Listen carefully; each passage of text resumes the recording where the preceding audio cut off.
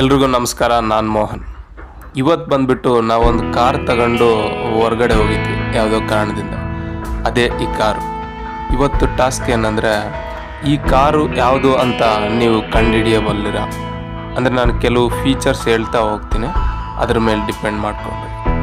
So ಆ ಫೀಚರ್ಸ್ನ ನೀವು find out ಮಾಡ್ತಾ ಇದು ಯಾವ ಕಾರಲ್ಲಿ ಇರ್ಬೋದು ಅಂತ ತಿಳ್ಕೊಬೇಕು. ಜಸ್ಟ್ ಚಿಲ್ಲಷ್ಟೇ, ಏನು ಸೊ ಈ ಕಾರು ನಿಜವಾಗ್ಲೂ ತುಂಬ ಸ್ಮೂತಾಗಿರುತ್ತೆ.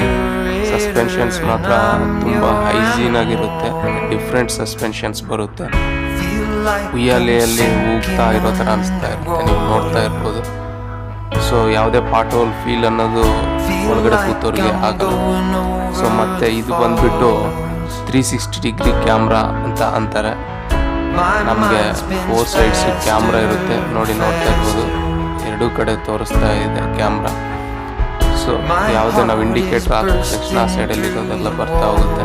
ಮತ್ತು ಫೋನ್ನೆಲ್ಲ ಕನೆಕ್ಟ್ ಮಾಡ್ಬೋದು. ಫೋನ್ ಕನೆಕ್ಟ್ ಮಾಡ್ಕೊಂಡ್ರೆ ಈ ಕಡೆ ನೋಡ್ತಾ ಇರ್ಬೋದು, ಮ್ಯೂಸಿಕ್ ಎಲ್ಲ ಬರ್ತಾ ಹೋಗುತ್ತೆ.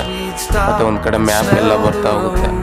ಅದೇ ಇದರಲ್ಲಿ ನಮಗೆ ಇಮ್ಮಿಡಿಯೇಟು ಅವಶ್ಯಕತೆ ಬಂದ ತಕ್ಷಣ ಅದು 360 ಡಿಗ್ರಿ ಕ್ಯಾಮ್ರಾನ ಆನ್ ಮಾಡಿಬಿಡುತ್ತೆ. ಸೊ ಈ ಥರ ಸಾಂಗ್ಸ್ ಕೇಳ್ಬೋದು ಒಂದು ಸೈಡು, ಮತ್ತು ಇನ್ನೊಂದು ಸೈಡ್ ಬಂದುಬಿಟ್ಟು ನಾವು ಮ್ಯಾಪ್ನು ಹಾಕ್ಕೊಂಡು ನಮಗೆ ಈಸಿ ಆಗೋ ಥರ ಇರುತ್ತೆ.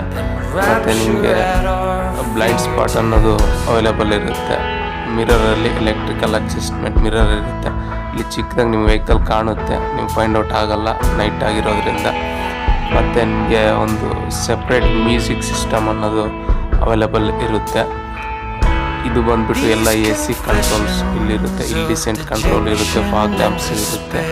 ಮತ್ತು ಎರಡೂ ಕಡೆ AC ಕಂಟ್ರೋಲ್ ಅನ್ನೋದು ಇರುತ್ತೆ. ಒಂದು ಡ್ರೈವರ್ ಸೀಟ್ಗೆ ಮತ್ತು ಡ್ರೈವರ್ ಸೀಟ್ಗೆ 2 AC ಆಪ್ಷನ್ಸ್ ಅನ್ನೋದು ಇರುತ್ತೆ. ಸಿಂಕ್ರನೈಸ್ ಅಂತ ಅಂತಾರೆ. ಸೊ ಈ ಥರ ವೆಹಿಕಲ್ಲು ತುಂಬ ಈಸಿಯಾಗಿರುತ್ತೆ ಓಡಿಸ್ಲಿಕ್ಕೆ. ಎಲ್ಲ ಆಪ್ಷನ್ಸು ಇರ್ತಾ ಹೋಗ್ತವೆ.